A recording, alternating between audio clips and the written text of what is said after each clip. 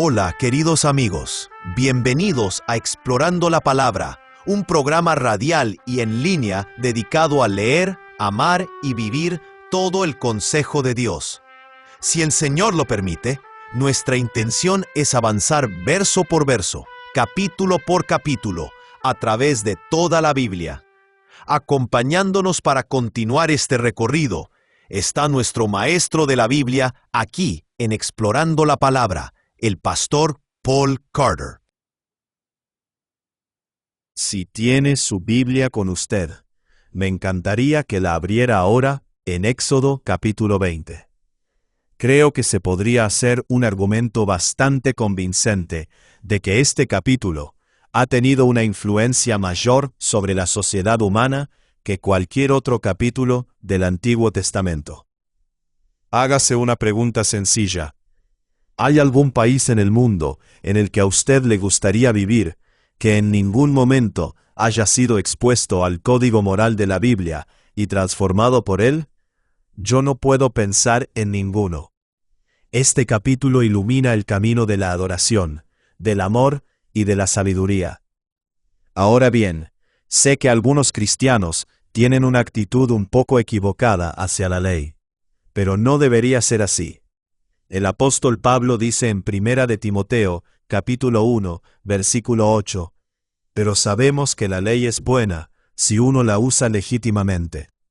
Así que, si usted usa la ley legítimamente, correctamente, no como un medio de salvación, sino como una manera de amar a los demás y de vivir correcta y reverentemente delante de Dios, entonces la ley es una bendición incalculable para la humanidad.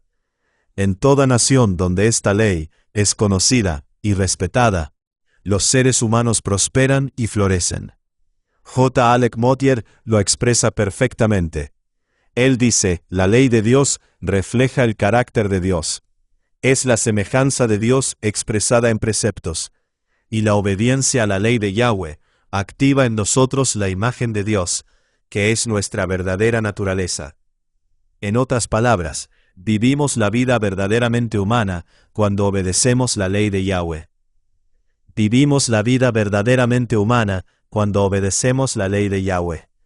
Por tanto, no nos sorprende que los 10 mandamientos hayan ocupado históricamente una posición central en la educación cristiana y en el catecismo. De las 107 preguntas del Catecismo Menor de Westminster, por ejemplo, 42 tienen que ver con los 10 mandamientos. Durante buena parte de la historia de la Iglesia, uno educaba a un niño cristiano enseñándole el credo de los apóstoles, el Padre Nuestro y los 10 mandamientos.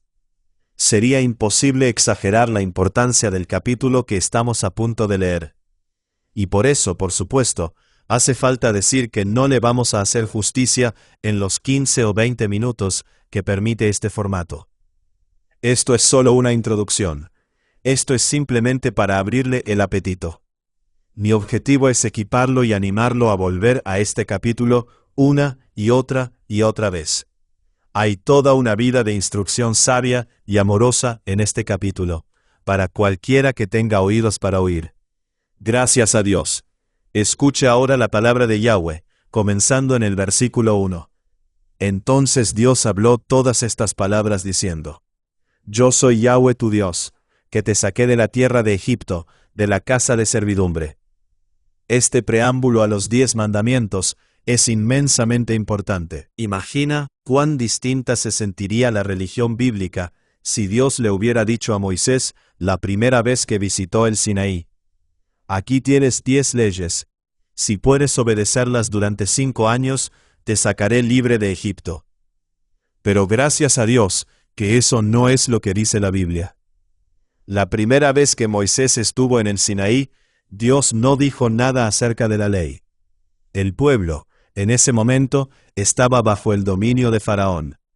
Si Dios hubiera dicho, obedéceme y luego te haré libre, la religión bíblica sería una religión de salvación por obras. Se trataría de personas ganando su salvación y mereciendo la gracia rescatadora de Dios. Pero este orden que vemos aquí en el texto deja claro que la religión bíblica es una religión de gracia. Kevin DeYoung, como siempre, plantea el asunto de manera clara y memorable. Él dice, los 10 mandamientos no son instrucciones sobre cómo salir de Egipto. Son reglas para que un pueblo libre permanezca libre. Eso es exactamente correcto. La ley fue dada a personas a quienes Dios ya había libertado. Él los salvó y luego les habló acerca de cómo vivir como un pueblo redimido y precioso. Gracias a Dios, comenzamos a escuchar estos 10 mandamientos o 10 palabras, como en realidad se les llama en hebreo, en el versículo 3. No tendrás otros dioses delante de mí. No te harás ningún ídolo, ni semejanza alguna de lo que está arriba en el cielo, ni abajo en la tierra, ni en las aguas debajo de la tierra. No los adorarás, ni los servirás. Porque yo, Yahweh tu Dios, soy Dios celoso, que castigo la iniquidad de los padres sobre los hijos, hasta la 3ª y 4ª generación de los que me aborrecen, y muestro misericordia a millares, a los que me aman y guardan mis mandamientos. Ahora bien, la mayoría de los protestantes han entendido los versículos 3 al 6 como dándonos 2 mandamientos, mientras que los católicos romanos entienden estos versículos como si dieran solo un mandamiento. Luego dividen el 10º mandamiento en 2 para mantener el número 10. Pero claramente, parecería que aquí tenemos 2 mandamientos. El primer mandamiento es adorar a Dios exclusivamente. No tendrás otros dioses delante de mí. Ahora, ya hemos tratado la confusión que puede surgir por el uso de ese término, dioses. La Biblia no enseña politeísmo, así que probablemente sería mejor entender esa palabra como seres celestiales. La Biblia reconoce toda clase de seres celestiales, caídos y no caídos. El apóstol Pablo dice en 1 Corintios capítulo 10, versículo 20, que los llamados dioses de las naciones son en realidad demonios disfrazados. Así que, tanto en el Antiguo Testamento como en el Nuevo, se reconoce la existencia de seres celestiales, pero ninguno de esos seres celestiales está en la misma categoría que Dios. Dios es único en su esencia, único en su carácter, único en su autoridad y único en sus reclamos. Una vida humana, correctamente ordenada, comienza reconociendo correctamente la naturaleza singular de Dios, en el mismo centro de la lealtad y del afecto de uno. Ese es el primer mandamiento. Tiene que ver con adorar y obedecer al único Dios verdadero. El segundo mandamiento es una prohibición de la idolatría. Proscribir algo significa prohibirlo. Si el primer mandamiento tiene que ver con adorar al Dios correcto, el segundo mandamiento tiene que ver con adorar al Dios correcto de la manera correcta. Tiene que ver con adorar a Dios como Él quiere ser adorado, en contraste con cómo nosotros queremos adorarlo. Y esas 2 cosas no siempre son lo mismo. Tendremos oportunidad de hablar bastante sobre la idolatría cuando lleguemos al capítulo 32. Así que, por ahora, déjeme simplemente decir que el llamado en la Biblia es venir y escuchar, no venir y mirar. Nadie ve a Dios. Pero como aprendemos en la historia, las personas sí pueden escuchar a Dios. Dios habla, nosotros no vemos.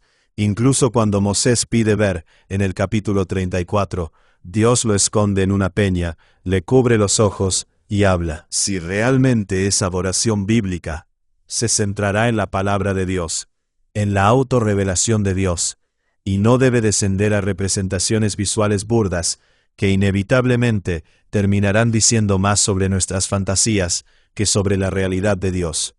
Ahora bien, como dije, hablaremos más sobre la idolatría cuando lleguemos al capítulo 32.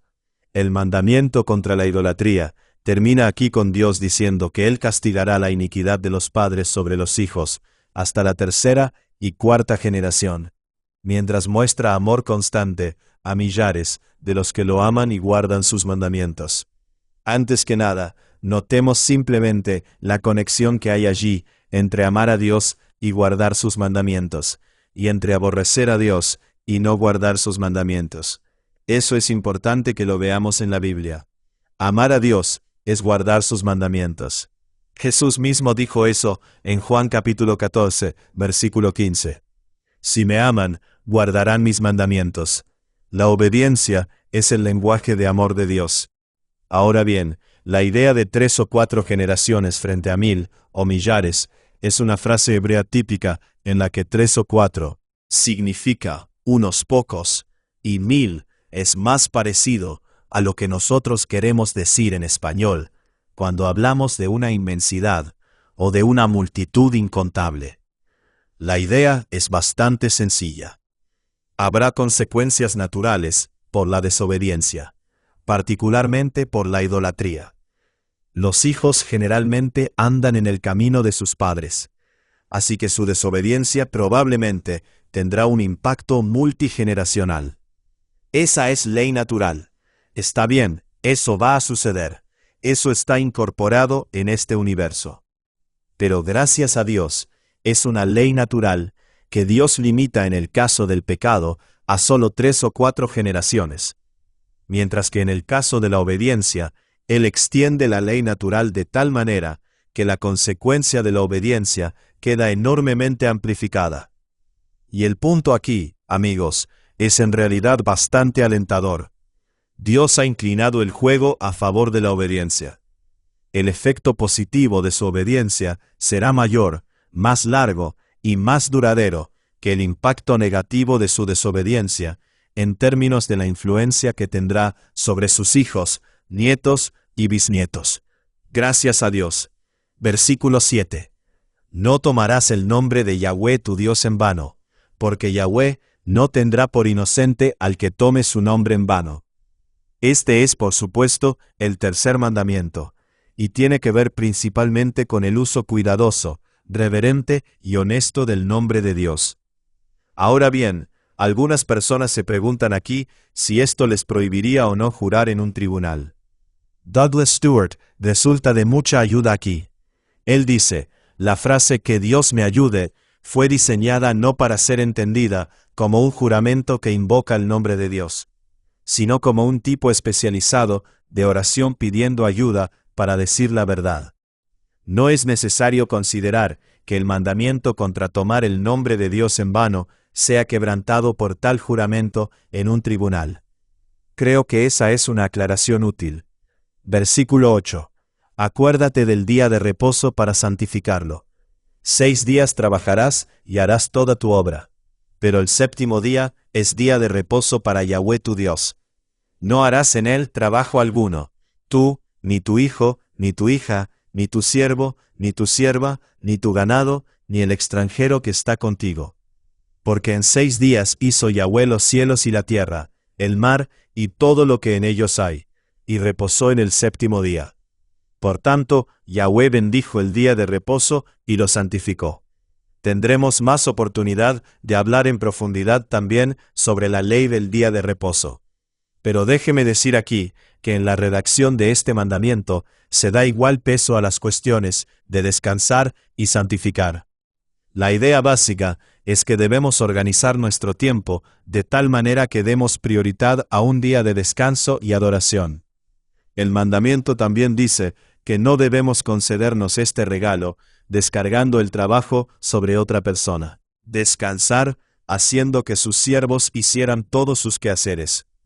Pero el mandamiento dice que este día debe ser para todos, ricos y pobres, familia y forasteros. Toda la sociedad se beneficiará de un día de descanso y adoración. Ahora bien, si usted ha leído el Nuevo Testamento, sabe que Jesús chocó con esta ley del día de reposo, con este mandamiento, todo el tiempo. No en cuanto a cómo es dado aquí, sino en cuanto a cómo evolucionó dentro del judaísmo. Así que tengo pensado hacer un episodio aparte para profundizar un poco más en este mandamiento. Pero, en esencia, este es un mandamiento a vivir una vida que trata de algo más que el trabajo humano. Recuerde, como dijo Motier, estos mandamientos activan en nosotros la imagen de Dios. Nos recuerdan quiénes somos y quiénes fuimos creados para ser. Y hermanos y hermanas, nosotros no somos hormigas, no somos abejas. Fuimos hechos para algo más que el trabajo. Así que el día de reposo es un día para recordar eso. Es un día para recordar a Dios y para recordarnos a nosotros mismos. Nos encontramos con el quinto mandamiento en el versículo 12. Honra a tu padre y a tu madre, para que tus días sean prolongados en la tierra que Yahvé tu Dios te da. Ahora bien, hay mucha discusión en cuanto a dónde encaja este mandamiento dentro de la estructura general de los 10 mandamientos. La mayoría de los estudiosos entienden que hay 2 tablas de la ley, un grupo de leyes relacionadas con amar a Dios y un grupo de leyes relacionadas con el amor al prójimo. Y creo que eso es generalmente cierto. De hecho, en hebreo los 10 mandamientos comienzan con la frase Yahvé tu Dios y terminan con la frase tu prójimo. Así que eso sí parece marcar el principio y el final del asunto. Sin embargo, el debate tiene que ver con si este mandamiento trata de amar a Dios o de amar al prójimo. Entonces, ¿tenemos una tabla de 4 seguida por una tabla de 6 o tenemos 2 tablas de 5? J. Alec Motyer, de hecho, toma un camino completamente distinto y ve una división triple. Él ve una tabla acerca de Dios, una tabla acerca de la familia y una tabla acerca de los vecinos o el prójimo. Y es difícil discutir con su aplicación. Él dice que la ley nos está diciendo que nuestra primera obligación es hacia Dios, luego hacia la familia y después hacia el prójimo. Y estoy seguro de que eso es correcto. Sin embargo, yo sigo tendiendo a ver 2 tablas, y creo que este quinto mandamiento encaja mejor en la primera tabla. Yo lo veo como algo de transición. Aprendemos a amar a Dios y aprendemos a amar al prójimo en casa. Así que Dios da a mamá y papá cierta autoridad para que podamos aprender sumisión y servicio en un contexto de amor y confianza. Así es como yo lo veo. Pero esto ciertamente no es un asunto de comunión o de división entre creyentes. Lo que sí está claro, y más allá de toda disputa, es que el pueblo de Dios tiene la responsabilidad de honrar a sus padres. Ahora bien, esa palabra significa respetar y significa cuidar. Cuidar de nuestros padres ancianos agrada a Yahweh y refleja su carácter ante un mundo que está observando. Versículo 13. No matarás. Ahora notará que los mandamientos se vuelven bastante más breves que los anteriores. Este mandamiento en hebreo, de hecho, tiene solo 2 palabras. Podría traducirse, nunca asesines, y no estaría usted muy lejos del sentido. La palabra específica aquí sí significa asesinato y no simplemente matar, como alguna vez fue traducida en la antigua versión King James.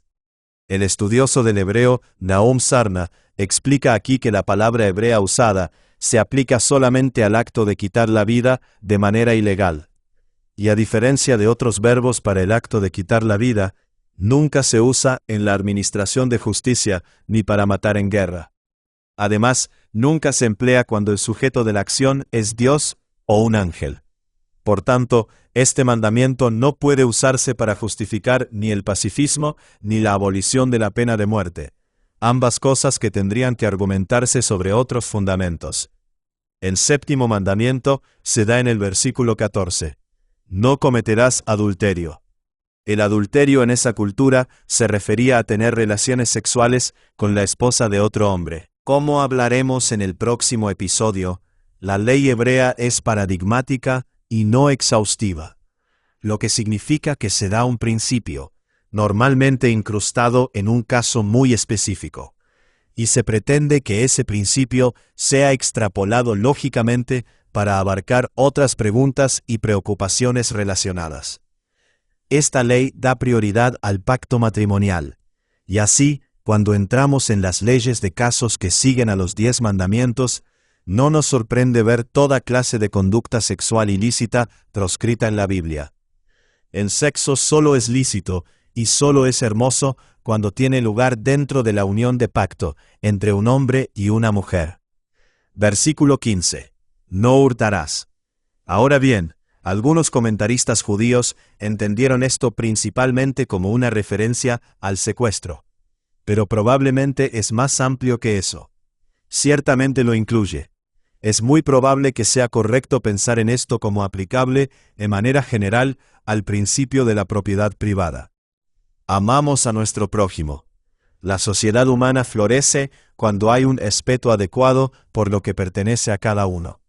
A Martín Lutero le encantaba darle la vuelta a todos estos mandamientos, y por eso hablaba de cómo amamos a nuestro prójimo trabajando duro en algo que contribuya al bien común. Y creo que eso es verdad. Recuerde, como dijo el apóstol Pablo en Romanos capítulo 13, versículo 10, el amor es el cumplimiento de la ley. Así que la ley es una guía para amar. Lutero va por buen camino aquí. Queremos usar la ley para ayudarnos a entender cómo amar a nuestro prójimo. Así que jóvenes, cuando consideren una carrera, procuren escoger una que les permita añadir beneficio y bendición a sus semejantes. No sean de los que solo toman. Trabajen duro para ser de los que dan. Esa es la idea aquí. El versículo 16 nos da el 9º mandamiento. No darás falso testimonio contra tu prójimo. Una sociedad justa depende de una ciudadanía honesta. Ahora bien, otra vez, a veces la gente pregunta por qué la Biblia no dice aquí simplemente nunca mientas.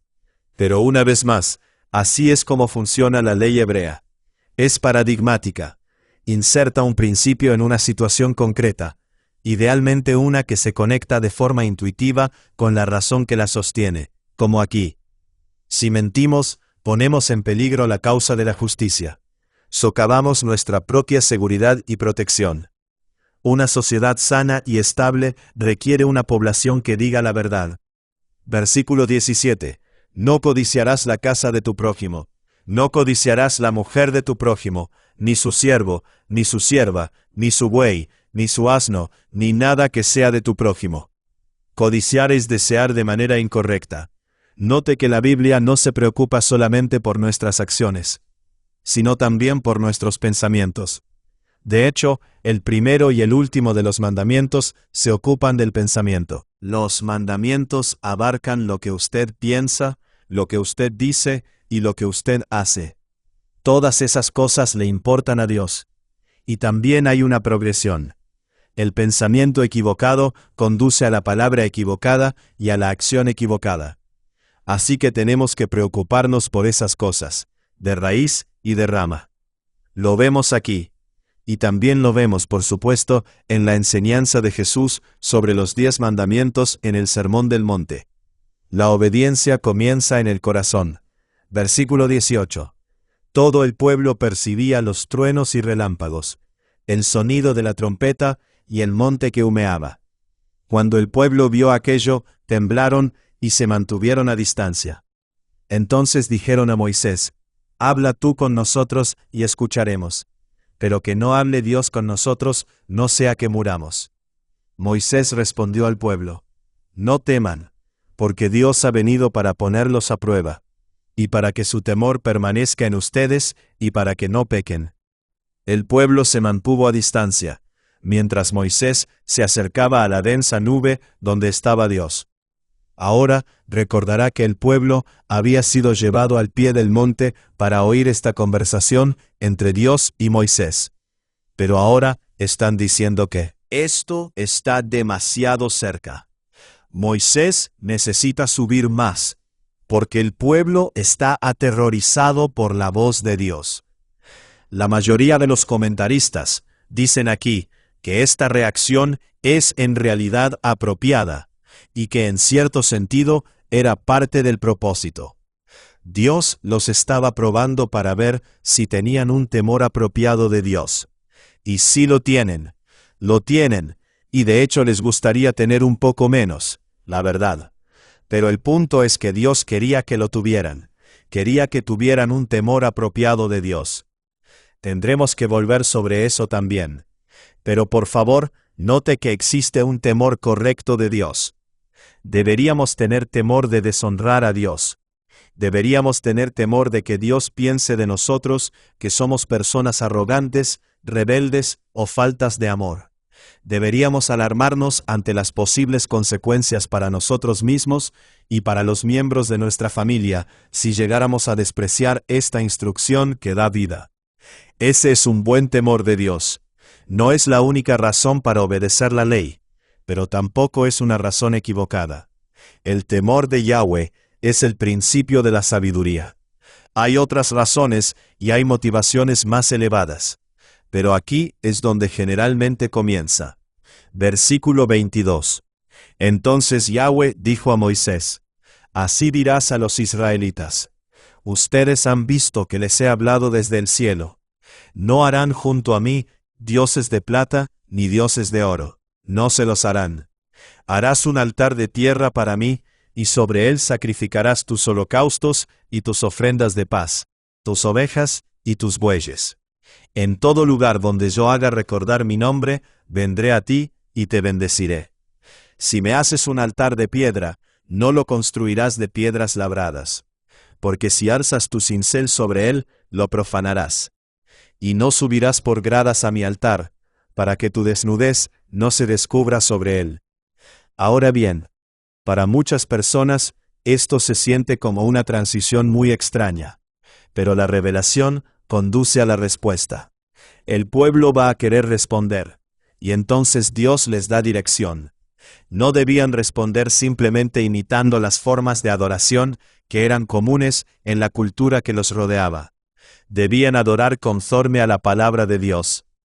Las reglas que se están introduciendo aquí podrían resumirse bajo el encabezado: manténganlo simple.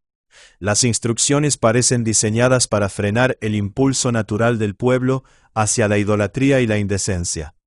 Asuntos que volverán a aparecer en la historia del becerro de oro.